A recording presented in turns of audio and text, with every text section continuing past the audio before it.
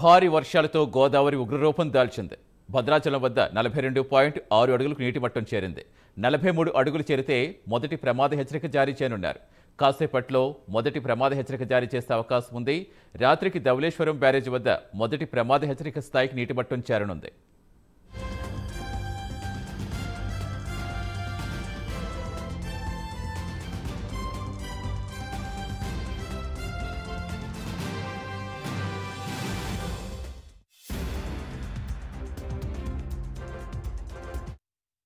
ప్రస్తుతం ధవళేశ్వరం వద్ద వరద ఉధృతికి సంబంధించిన పూర్తి వివరాలు ఇచ్చేందుకు మా కరెస్పాండెంట్ శ్రీరామ్మూర్తి లైవ్లో జాయిన్ అవుతున్నారు. శ్రీరామ్మూర్తి, ప్రస్తుతం ఎలా ఉంది? కాటన్ బ్యారేజ్ వద్ద వరద ఉధృతి ఎలా ఉంది? లోతట్టు ప్రాంత ప్రజలు ఏ విధంగా అప్రమత్తం చేస్తున్నారు? అధికారులు ఏం చెప్తున్నారు? సతీష్, వరద గోదావరి ఉగ్రరూపం దాల్చింది. భద్రాచలం దగ్గర ఎగురున మరి కాసేపట్లో 1వ ప్రమాద హెచ్చరిక జారీ కాబోతుంది. అప్పటికే అధికార యంత్రం కూడా అప్రమత్తమైంది. ఆ దిగువనున్న ధవళేశ్వరం బ్యారేజ్ వద్ద చూసినట్లయితే ఆ మధ్యలో పోలవరం ప్రాజెక్ట్ దగ్గర వరద పోటెత్తుతుంది. ఆ దిగువన ధవళేశ్వరం బ్యారేజ్ దగ్గర కూడా అదే స్థాయిలో గోదావరి పరవళ్ళు తొక్కుతున్న పరిస్థితి. అయితే ఉదయం ఇక్కడ చిక్కుకుపోయిన బోటు ఏదైతే ఉందో ధవళేశ్వరం బ్యారేజ్ లో బోటు చిక్కుపోయినుందో ఆ బోటు చిక్కుపోయే తీసేందుకు కూడా ఇప్పుడు ప్రయత్నాలు మొదలైనవి. దీంతో బ్యారేజ్ మీద రాకపోకలన్నీ నిలిపేశారు. అటు బస్సులు కానీ, కార్లు కానీ, బైకులు కానీ ఏమీ రాకుండా పొక్కలైన్ తీసుకొచ్చి దాని ద్వారా దాన్ని లాగే ప్రయత్నం చేస్తున్నారు. అది మా కార్యక్రమం మొదలైంది. మరోవైపు చూసినట్లయితే ఈ రాత్రికి ధవళేశ్వరం బ్యారేజ్ వద్ద మొదటి ప్రమాద హెచ్చరిక జారీ చేసే అవకాశం ఉంది. ఇప్పుడు ప్రస్తుతం 11 అడుగుల నీటి మట్టానికి ధవళేశ్వరం బ్యారేజ్ దగ్గర చేరుకుంది. ఇది 11.75 అడుగులకి నీటి మట్టం చేరుకున్నట్లయితే ఇక్కడ మొదటి ప్రమాద హెచ్చరిక జారీ చేస్తారు. ఆ సమయానికి ఇప్పుడు 8 లక్షల క్యూసెక్ల నీరు దాటి ప్రవహిస్తుంది. ధవళేశ్వరం బ్యారేజ్లోని 175 గేట్లని పూర్తి స్థాయిలో ఎత్తివేసి వచ్చిన వరదని వచ్చినట్టుగా దిగువకి విడుదల చేస్తున్న పరిస్థితి ఉంది. దీంతో దిగువను గల వశిష్ట, వైనితయ్య, గౌతమి నదులు డాక్టర్ బిఆర్ అంబేద్కర్ కోనసీమ జిల్లా మధ్య ఉన్నాయి. ఇక్కడ లంక గ్రామాలు దాదాపుగా 75 లంక గ్రామాలు ఇక్కడ వరదకి తాకిడికి గురయ్యే ప్రమాదం ఉంది. దీంతో అధికార యంత్రాంగం కూడా కోనసీమలో అధికార యంత్రాంగం కూడా అప్రమత్తమయ్యారు. కోనసీమ జిల్లా కలెక్టర్ మహేష్ ఇప్పటికే అధికారులని అప్రమత్తం చేసి కొన్ని పునరావాస కేంద్రాలను కూడా ఏర్పాటు చేశారు. ఎక్కడా కూడా గోదావరిలో పడవల మీద బోట్లు దాటడానికి వీల్లేదంటూ ఆ రేవుల్లో ప్రమాద హెచ్చరికలను జారీ చేశారు.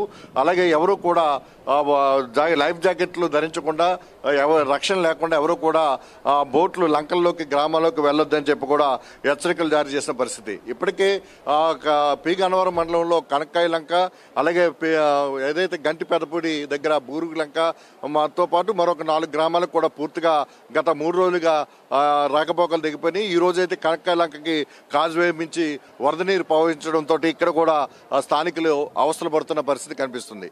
అయితే మొత్తానికి సిచ్యువేషన్ చూసినట్లయితే వరద గోదావరి రేపు 1వ ప్రమాద హెచ్చరిక దాటి ఇక్కడ పయనించే పరిస్థితి ఉంది. ఇక్కడ పరవలు దొక్కి వెళ్లే పరిస్థితి ఉంది. దీంతో ఇక్కడ ఇరిగేషన్ అధికారులు కూడా అప్రమత్తమయ్యారు.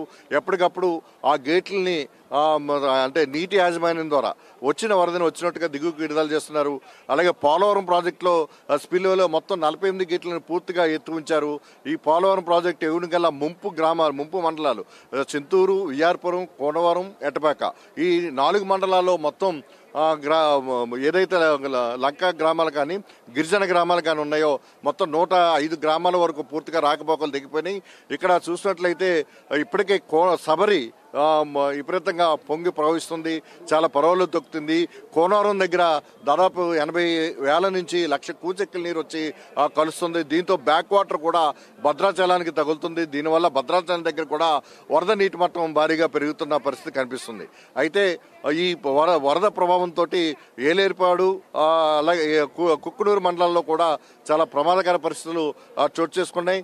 ఒకవైపు భారీ వర్షాలు కురుస్తూ ఉంటే, మరోవైపు వరద ఎగువ ప్రాంతంలో కురిసిన వర్షాలకి గోదావరికి వరద తగలడంతో చాలా అతలాకుతలమైన పరిస్థితులు ఉమ్మడి తూర్పుగోదావరి జిల్లాలో నెలకొని ఉన్నాయి. ప్రస్తుతం చూసినట్లయితే కొవ్వాడ కాలువ పొంగి ప్రవహిస్తుంది. అలాగే ఎర్ర కాలువ కూడా పొంగి ప్రవహిస్తుంది. దీనివల్ల కొవ్వూరులో చూసినట్లయితే తాళ్ళపూడి మండలం అంతా పూర్తి దిగ్బంధంలో ఉంది.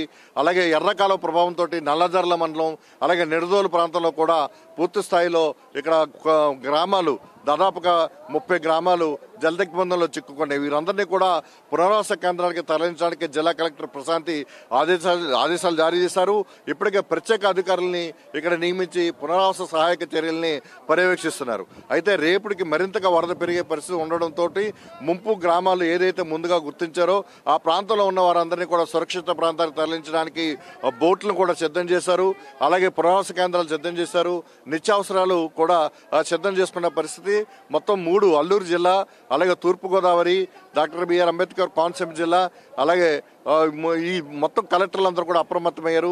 ఎప్పటికప్పుడు అధికారులతో సమీక్షించి తగిన చర్యలు తీసుకుంటారు. ఈరోజు జిల్లా కలెక్టర్ ప్రశాంత్ అయితే మొత్తం ముంపు ప్రాంతాల్లో సుడిగాలి పర్యటన చేసి మొత్తం పరిస్థితులన్నీ కూడా పర్యవేక్షించారు.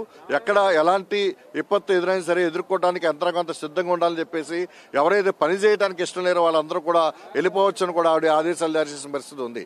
మరోవైపు చూసినట్లయితే సీతానగరం మండలం పూర్తిగా జలదిగ్బంధంలో చిక్కుకుంది. అలాగే ఇక్కడ ఆలమూరు, ఆత్రేయపురం మండలాలు కూడా పూర్తిగా వరి పొలాలు జలదిగ్బంధంలో చిక్కుపోయిన పరిస్థితి ఉంది. ఇప్పుడు మరి వర్షాలు మళ్ళీ కురుస్తున్నాయి. మరో 2 రోజులు భారీ వర్షాలు ఉండడం, ఒకవైపు గోదావరి పెరగడం.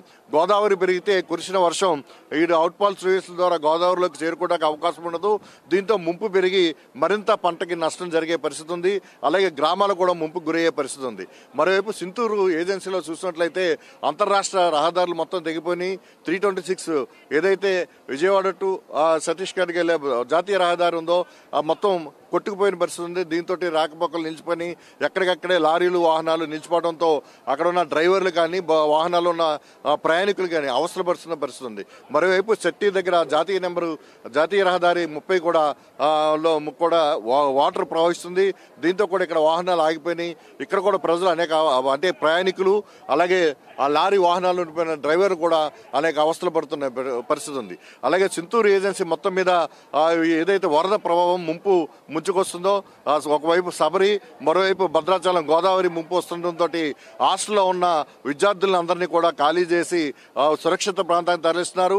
కొందరిని ఇళ్లకి తీసుకెళ్తున్నారు.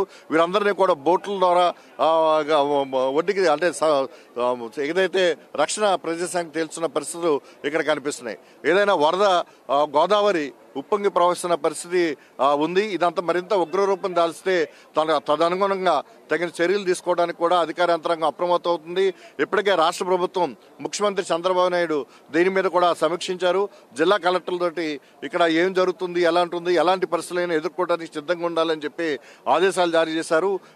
ఈ ప్రాంతం అంతా కూడా రేపు మరింతగా వరద పెరిగిన పరిస్థితుల్లో ఉన్నట్లయితే కొంతమంది మంత్రులు కూడా ఇక్కడ పర్యటించే అవకాశం కూడా కనిపిస్తుంది. సతీష్. Thank you Sriramamurthy.